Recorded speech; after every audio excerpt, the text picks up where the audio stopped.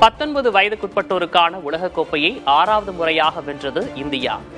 வைபவ் சூரியவன்ஷி 80 பந்துகளுக்கு 175 ரன்கள் விளாசி இந்திய வெற்றிக்கு உறுதுணை.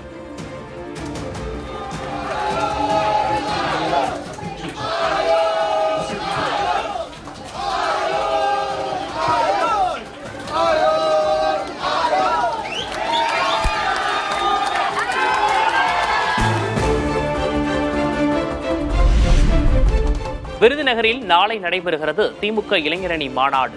வீடியோ வெளியிட்டு திமுகவினருக்கு முதல்வர் மு.க. ஸ்டாலின் அழைப்பு.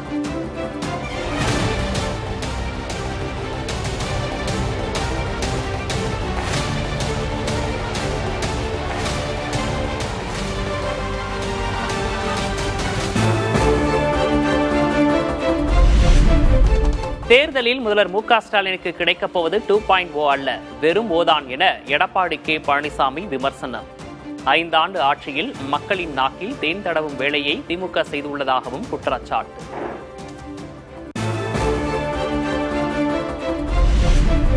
அதிமுக பொதுச் செயலர் பழனிசாமி பாஜகவின் முரட்டு அடிமையாக மாறிவிட்டார். துணை முதல்வர் உதயநிதி ஸ்டாலின் விமர்சனம்.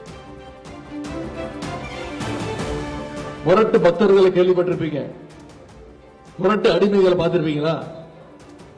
ஒரு முரட்டு அடிமையா, பாஜகவுடைய ஒரு முரட்டு அடிமையா இன்னைக்கு திரு எடப்பாடி பழனிசாமி அவர்கள் திகழ்ந்து கொண்டிருக்கிறார்.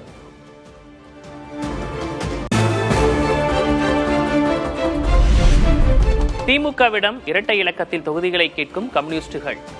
மார்க்சிஸ்ட் மற்றும் இந்திய கம்யூனிஸ்ட் கட்சிகளின் மாநில செயலாளர்கள் புதிய தலைமுறைக்கு பேட்டி. அதிக எண்ணிக்கையில் கேட்பது ஜனநாயகம் தான். அது ஜனநாயக விரோத கோரிக்கையாக, கூட்டணி விரோத கோரிக்கையாக முதல்வர் எடுத்துக்கொள்ள மாட்டார். இரட்டை இலக்க எண்ணிக்கையில் மார்க்சிஸ்ட் கம்யூனிஸ்ட் கட்சி போட்டியிட வேண்டும் என்று நாங்கள் தீர்மானித்திருக்கிறோம். திராவிட முன்னேற்ற கழகத்தின் சார்பில் பேச்சுவார்த்தை குழு அமைக்கப்படுகிற போது அந்த பேச்சுவார்த்தை குழுவின் முன்னால் எங்களுடைய கோரிக்கையை நாங்கள் முன்வைப்போம். ஆட்சியில் அதிகாரம் கேட்பது காங்கிரசின் உரிமை என பீட்டர் அல்போன்ஸ் புதிய தலைமுறைக்கு பிரத்யேக பேட்டி.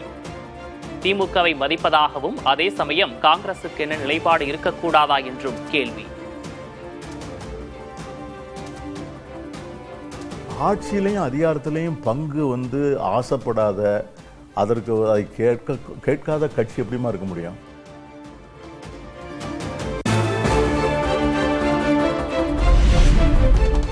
தவேகவுடன் கூட்டணி வைக்க காங்கிரசின் ஒரு தரப்பினர் விரும்புவதாகவும் பீட்டர் அல்போன்ஸ் தகவல். பாஜகவையும் மனதில் வைத்து முடிவெடுக்க வேண்டியுள்ளதாக விளக்கம்.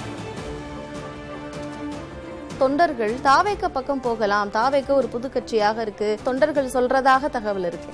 தொண்டர்களில் ஒரு தரப்பு மக்களுக்கு அந்த மாதிரி ஒரு இரண்டாம் கட்ட தலைவர்களுக்கும் அந்த ஒப்பீனியன் சிலருக்கு இருக்குங்கிறத நான் உங்ககிட்ட மறுக்க தயாரா இல்லை.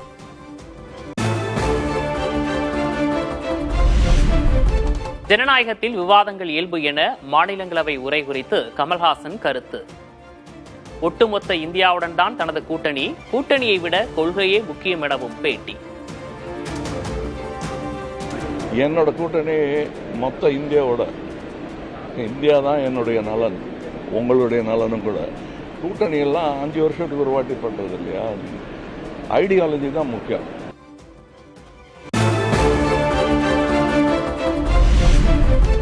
சட்டமன்ற தேர்தலுக்கான விருப்பமனு விநியோகத்தை தொடங்கியது தேமுதிக. பூர்த்தி செய்த விண்ணப்பங்களை வரும் 12ஆம் தேதிக்குள் சமர்ப்பிக்க அறிவுறுத்தல்.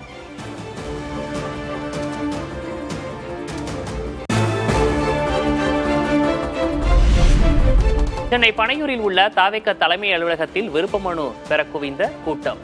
வாகனங்களை வீடுகள் முன்பு நிறுத்தி தவேகவினர் இடையூறு செய்வதாக அப்பகுதியினரின் புகாரால் நேரில் வர வேண்டாம் என ஆனந்த் வேண்டுகோள். 6th அவென்யூல இருந்து 11th அவென்யூ வர பிளாக் பண்றாங்க. போலீஸ் கிட்டயும் சொல்லிட்டோம், அவங்க போனே கட் பண்றாங்க. அவங்க எங்க வந்தாங்க, ஒன்னும் பண்ண மாட்டாங்க. போய் நீங்க ஒண்ணுமே வேண்டாம், இந்த வீடியோ எடுத்துட்டு இந்த 6 அவென்யூ போய் பாருங்க என்ன பண்றாங்கன்னு. வேலைக்காரங்களை வீட்டுக்குள்ள விட மாட்டேங்கிறாங்க. Every time they come and block all the roads, they block all the passage.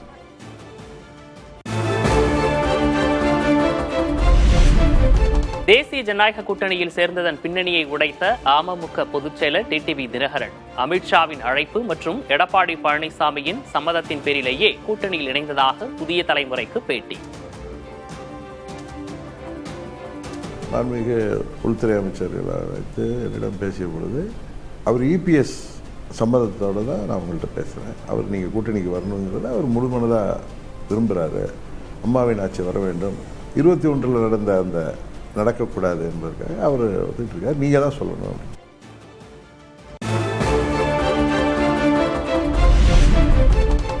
விஜயின் தாக்கம் திமுகவையே அதிகம் பாதிக்கும். ஆட்சிக்கு எதிரான வாக்குகள் அதிமுக கூட்டணிக்கு வரும் என டிடிவி தினகரன் நம்பிக்கை. நான் இப்போ சமீப காலமாக நான் பார்க்குற வரைக்கும் விஜயோட தாக்கம் திமுகவுக்கு ரொம்ப பாதிப்பை உருவாகும். இந்த மக்கள் இந்த ஆட்சி மேலே வெறுப்பாக இருக்கிறவங்க அதில் திமுகவுக்கே வாக்களித்து எங்களுக்கு வாக்களிக்க முடியாத நிலையில் ஒரு திமுகவில் சில அனுதாபிகள் இருப்பவர்கள் வேண்டுமானால் விஜய்க்கு அந்த வாக்குகள் செல்லலாம்.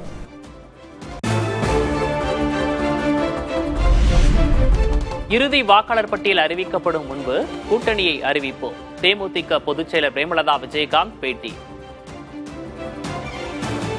இறுதி வாக்காளர் பட்டியல் அறிவிக்க முன்னாடி எங்கள் கூட்டணியை நாங்கள் இறுதி செய்வோம். உங்களை அழைத்து அதிகாரப்பூர்வமாக நாங்கள் அறிவிப்போம்.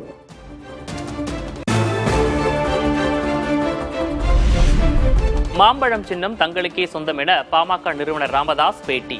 விரைவில் தங்களுக்கு சாதகமான தீர்ப்பு வரும் என்றும் நம்பிக்கை. எங்களுக்கு சொந்தமானது, அது இப்போ கோர்ட்டில் இருக்க தீர்ப்பு வரும், எங்களுக்கு சொந்தமாகும்.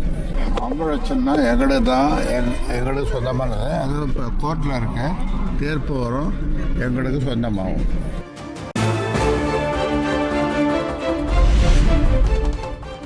புதுச்சேரியில் திமுக தலைமையில் ஆட்சி அமைக்கும் என்ற மாநில அமைப்பாளர் சிவா பேச்சுக்கு காங்கிரஸ் கண்டனம்.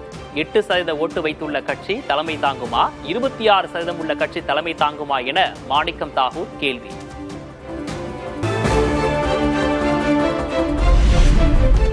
தமிழகத்தில் காவல்துறை உயர் அதிகாரிகள் 13 பேர் பணியிட மாற்றம்.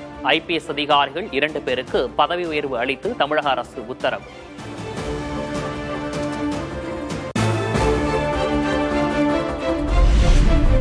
சென்னையில் ஆபரண தங்கத்தின் விலை சவரனுக்கு 1040 ரூபாய் உயர்வு.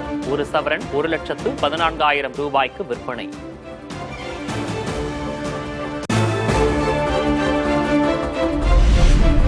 வெள்ளி விலை கிலோவுக்கு 20,000 ரூபாய் சரிவு. சென்னையில் 1 கிராம் வெள்ளி 280 ரூபாய்க்கு விற்பனை.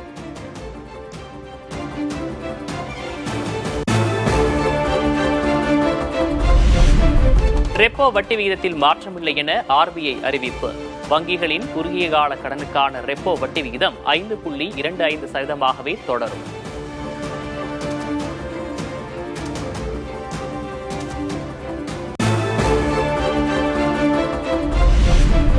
எம்பிக்களின் அமளியால் 5வது நாளாக முடங்கியது மக்களவை. வரும் திங்கட்கிழமை வரை அவை ஒத்திவைப்பு.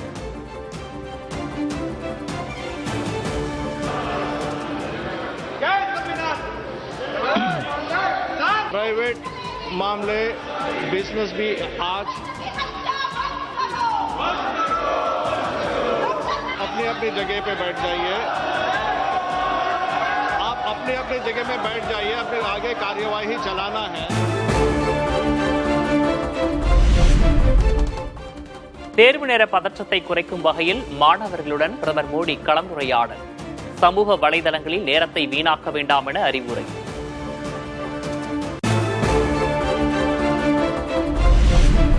குடிநீர் பாட்டில்களில் மைக்ரோ பிளாஸ்டிக் கண்டறியப்பட்டுள்ளதாக மத்திய அரசு அறிக்கை தாக்கல்.